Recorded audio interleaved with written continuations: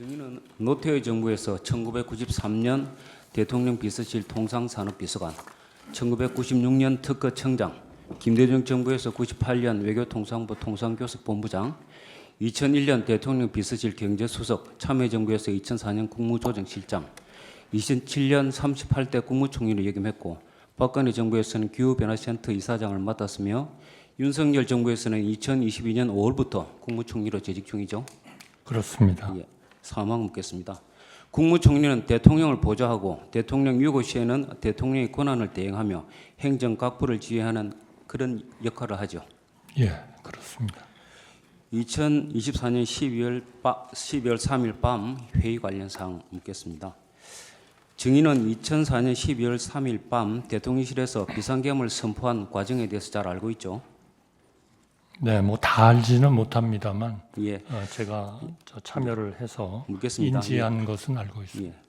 증인은 2024년 12월 3일 밤 20시경 피청구인으로부터 직접 전화 연락을 받고 대통령실로 갔죠.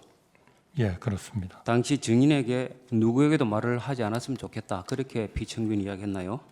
네, 그렇습니다. 증인은 20시 45분경에 대통령실에 도착했고 피청구인 집무실에는 55분경에 들어갔죠. 네, 그렇습니다. 증인이 도착하기 전에 다른 국무위원 등이 와 있었습니까? 예, 그렇습니다. 자, 물어보겠습니다. 그때 국방부 장관 김용현, 법무부 장관 박성재, 행안부 장관 이상민이 증인보다 먼저 와 있었습니까? 누가 어떤 순서로 도착했는지는 정확히 기억은 나지 않습니다. 그럼 그 이후에 통일부 장관 김용호, 외교부 장관 조태열, 국정원장 조태영 순으로 돌아온 것 같은데 대략적으로 맞습니까?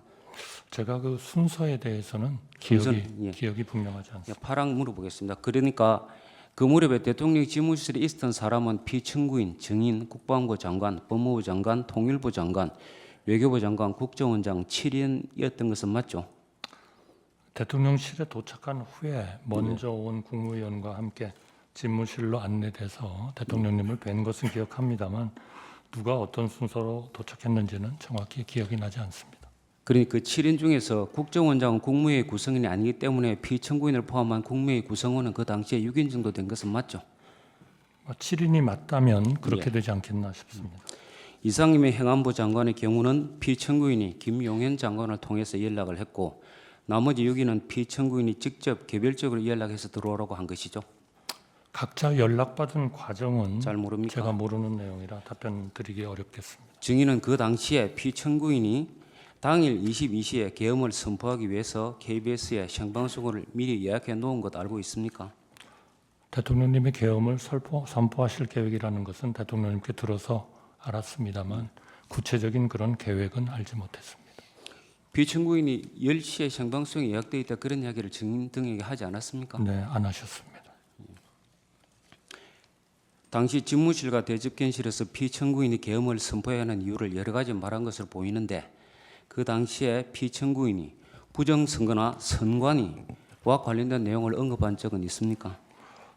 저는 정확히 기억이 나지는 않습니다만 대통령님께서 정상적인 국정 운영이 어려워서 비상계엄 선포가 불가피하다 그런 취지로 말씀하셨고 구체적으로 그러한 지금 말씀하신 그 내용을 언급한 것 같지는 않습니다. 기억이 나지 않습니다. 증인은 당시 집무실이나 대집견실에서 계엄과 관련된 문건, 이를테면 포고령, 비상계엄 선포 담화문, 또 비상계엄 선포문 뭐 그런 것을 본 적이 있습니까? 저는 계엄 선포 당일 대통령실에서 계엄과 관련된 문건을 보거나 받은 기억이 없습니다. 카페 58호증 1 2025년 2월 6일자 국회 국정조사특별위원회 회의록 20쪽 제시하겠습니다.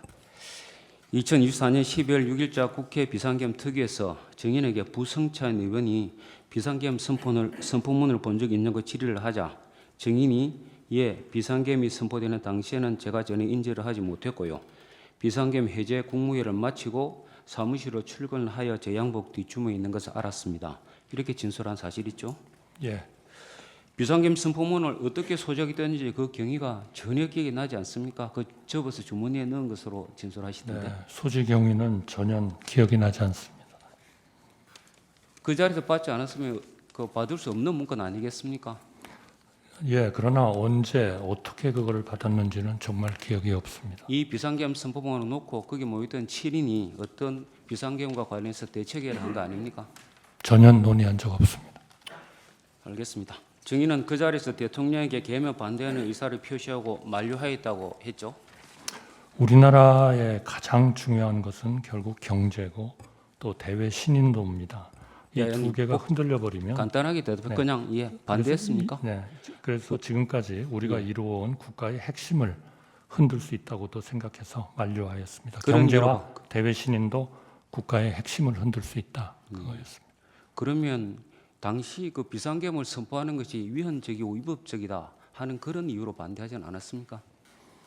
저는 뭐 계엄을 선포하신다는 얘기를 듣고 그렇게 돼서는 안 된다 하는 반대 의사를 말씀을 드린 겁니다. 국무위원들이나 그 대통령실 실장이나 수석 그 중에서 누구도 이것이 위헌이나 위법이다 그런 이야기는 한 적이 없습니까? 저는 위헌, 위법 그런 상황보다는 계엄을 선포함으로써 대한민국이 굉장히 어려움에 처할 수 있다 하는 쪽이 더 많았던 것 같습니다. 계엄에 찬성하는 사람도 있었습니까? 모두 걱정하고 만류했다고 기억하고 있습니다. 김용현 장관의 경우는 이 심판정에서 계엄에 찬성하는 사람이 있었다고 증언했는데요. 왜 그 진술이 다릅니까? 그거는 저는 제 기억에는 전혀 그렇지 않습니다.